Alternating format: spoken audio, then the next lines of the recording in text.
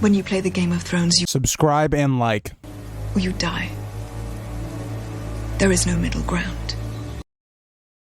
Alright, hello YouTube. In today's video, we're going to be talking about what really happened to Valyria and kind of some of the theories surrounding what happened there.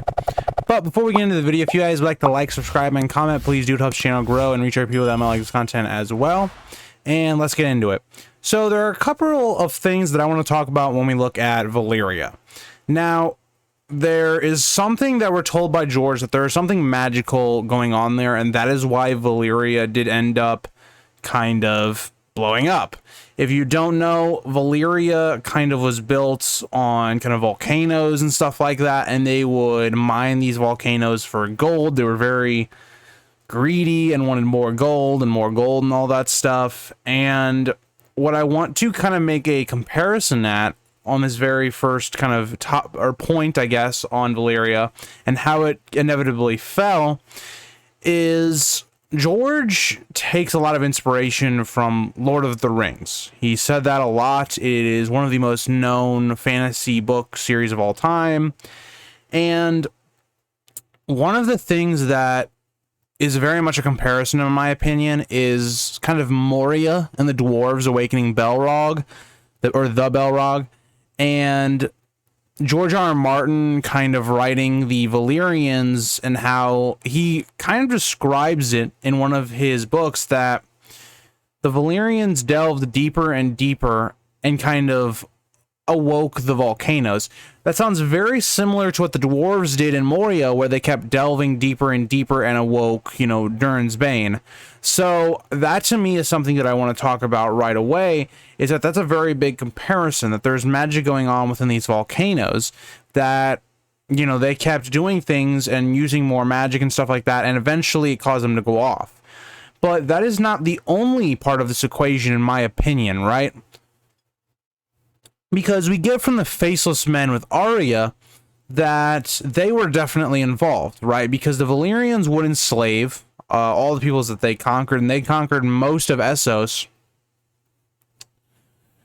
They would enslave the people they conquered. So people like the Giscari, they would end up kind of mining for all this gold, and many of them would die, and they were in such horrible conditions that they would ask, you know, these Faceless Men, you know, they hadn't really been established yet, but they asked, you know, for their own death. And, you know, the Faceless Men would give it to them. But Arya then kind of gives them, well, why don't they kill the Masters? You know, why didn't the Faceless Men kill the Masters? And the reply is, don't worry, they got theirs too, but that's for another time and another story later on. Which kind of implies that they helped bring down the Valyrians and Valyria as a whole. So what I think possibly could have happened, because we get another hint at it, is that there was this kind of prophecy with Valyria that Lannister gold would be their downfall. Now, what's interesting is we don't really see them do any type of trade or interactions with the Lannisters at all. Except for one thing that is very interesting, is that the Lannisters had always wanted a Valyrian sword, and for the longest time they were kind of denied.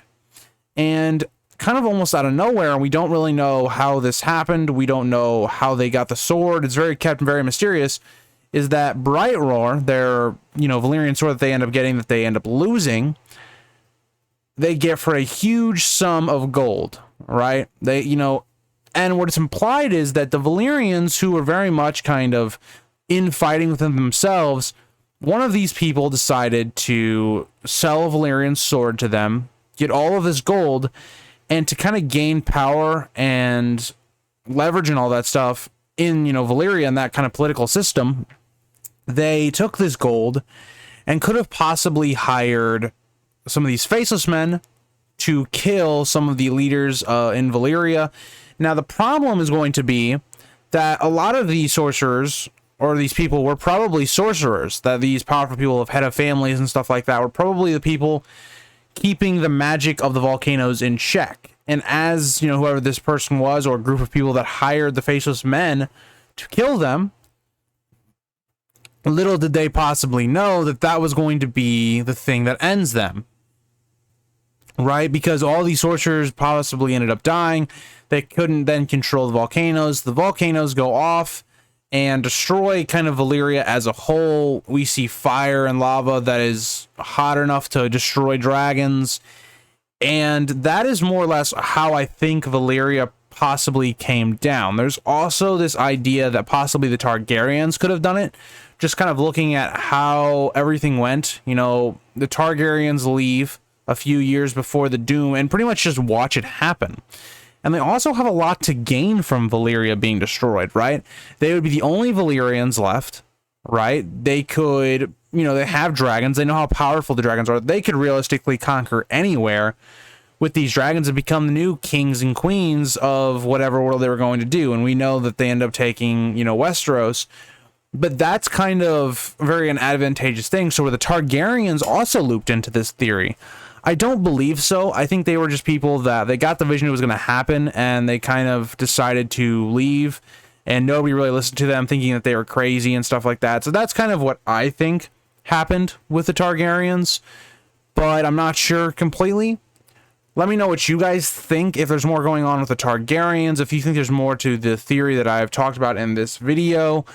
That to me is a quick kind of summary on what happened in Valyria, because we know that the Faceless Men kind of came out of this, right? They go to Braavos, which is where a lot of these slaves kind of went to after the fall of the Valyrian Empire. They go into Braavos and kind of establish that as a city, and we know that's where the Faceless Men kind of reside.